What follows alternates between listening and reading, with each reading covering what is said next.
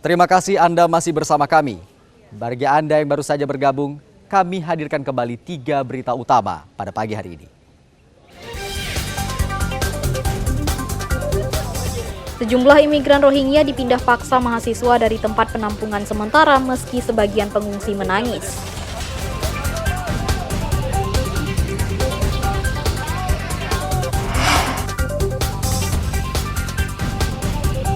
Pemkab Aceh Utara menetapkan status darurat bencana banjir hingga 15 hari ke depan.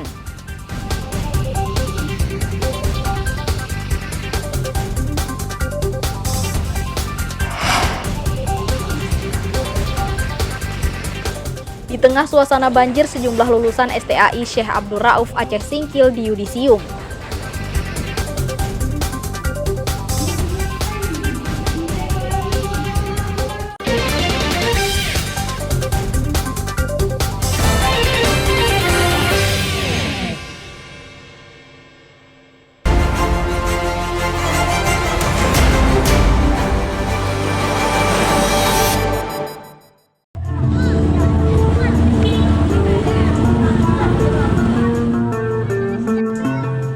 Akibat curah hujan yang tinggi di hulu sungai menyebabkan Sungai Cenendang meluap dan menerjang permukiman. Setidaknya 2 desa di Kecamatan Gunung Meriah, Aceh Singkil terendam banjir. Banjir kiriman dari Pakpak, Sumatera Utara dan Sebulu Salam, Aceh merendam ratusan rumah. Derasnya air banjir menyulitkan warga memindahkan barang-barangnya.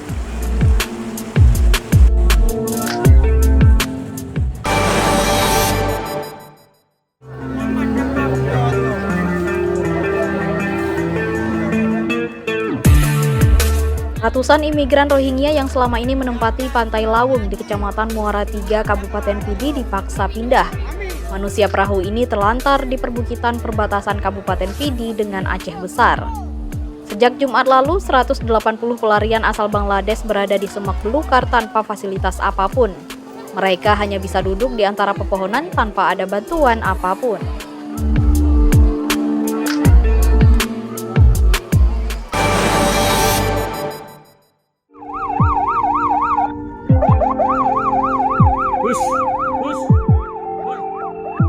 Rekaman video gerombolan sapi masuk jalan tol Sigli Banda Aceh, Sibanceh viral di media sosial. Polisi lalu lintas mengusir beberapa ekor sapi warga di lintasan jalan tol dan mengkhawatirkan pengendara yang menggunakan jalan bebas hambatan tersebut. Tugas anggota Direktorat Lalu Lintas Dirlantas Polda Aceh kini bertambah. Selain memantau arus lalu lintas libur akhir tahun, petugas juga harus mengusir ternak dari jalan tol agar tidak membahayakan pengendara.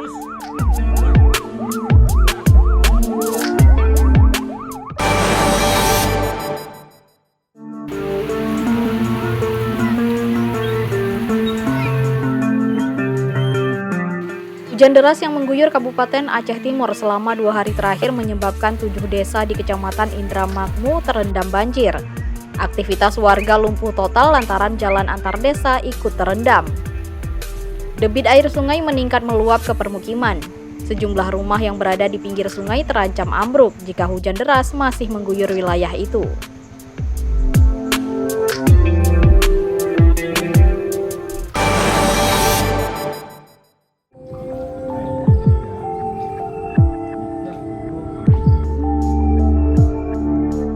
Hujan deras yang mengguyur dataran tinggi Aceh Utara menyebabkan debit air sungai meningkat dan meluap ke permukiman. Sedikitnya permukiman di 9 kecamatan terendam banjir pada Selasa pagi. Banjir yang kembali melanda Aceh Utara sejak Senin meluas, akibatnya ratusan keluarga terpaksa mengungsi lantaran genangan air semakin tinggi dan membahayakan.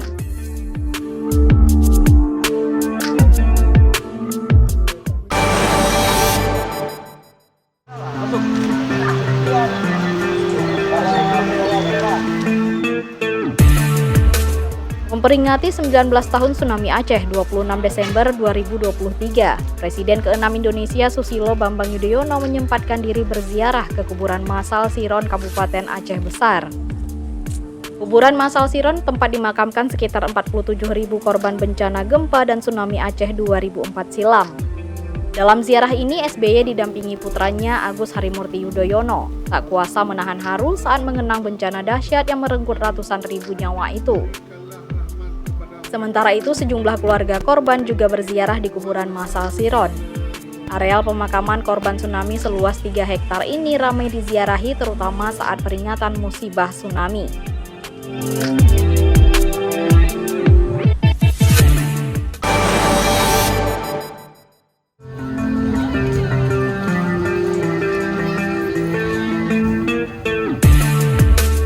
Banjir yang melanda Aceh Utara meluas hingga ke 12 kecamatan.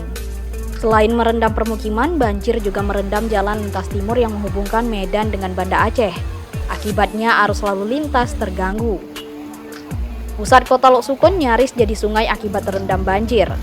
Jalan nasional dan pusat pasar ibu kota Kabupaten Aceh Utara ini terendam banjir setelah sungai Krung Kereto dan Krung Kuto meluap.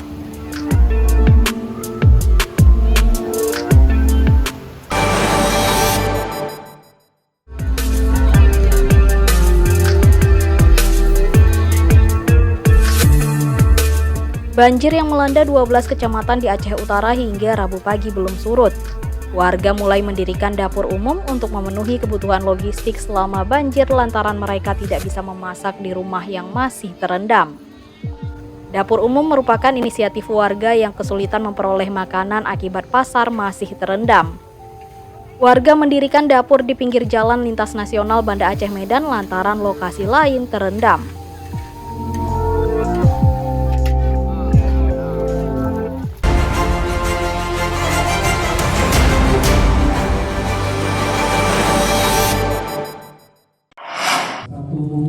Program studi hukum keluarga Islam. Di tengah suasana banjir yang mendera sejumlah kecamatan di Kabupaten Aceh Singkil, secercah harapan muncul. Seratusan mahasiswa Sekolah Tinggi Agama Islam STAI Syekh Abdul Rauf menjalani yudisium di Aula Kampus STAI Syekh Abdul Rauf, Kecamatan Simpang Kanan, Aceh Singkil. Para lulusan Lembaga Pendidikan Tinggi Agama Islam pertama di Kabupaten Aceh Singkil tampak bahagia menanti giliran yudisium. Mereka akhirnya bisa menamatkan pendidikan di perguruan tinggi dalam suasana banjir. Sedikitnya 106 calon wisudawan yang berasal dari 4 program studi di yudisium sebagai tanda kelulusan. Mereka berasal dari program pendidikan agama Islam, hukum keluarga Islam, hukum ekonomi syariah, komunikasi, dan penyiaran Islam. Yudisium kali ini merupakan ke-16 sejak kampus Islam tersebut berdiri. Ketua STAI Syekh Abdul Rauf Aceh Singkil, Abi Hasan membuka langsung yudisium tersebut. Sekolah Tinggi Agama Islam Syekh Abdul Rauf sedang mengadakan acara rapat senat terbuka yudisium ke-16 Sekolah Tinggi Agama Islam Syekh Abdul Rauf Aceh Singkil yang alhamdulillah hari ini mahasiswa STESAR menyelesaikan pendidikannya sebanyak 106 orang dari 4 program studi itu. Ke depan semoga mereka yang hari ini sudah kita bekali dengan ilmu pengetahuan pertama bisa melanjutkan intelektual Singkil dan Aceh untuk kebaikan dan kemaslahatan daerah. Gelar sarjana merupakan satu kebanggaan sekaligus beban dan tantangan di tengah era digitalisasi.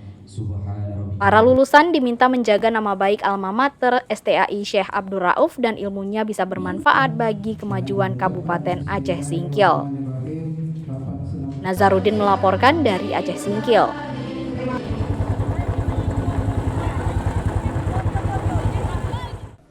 Saudara, informasi tadi sekaligus menutup berita Aceh pagi ini. Saya Akbar Hazana beserta tim redaksi yang bertugas mengucapkan terima kasih. Dan sampai jumpa. Wassalamualaikum warahmatullahi wabarakatuh.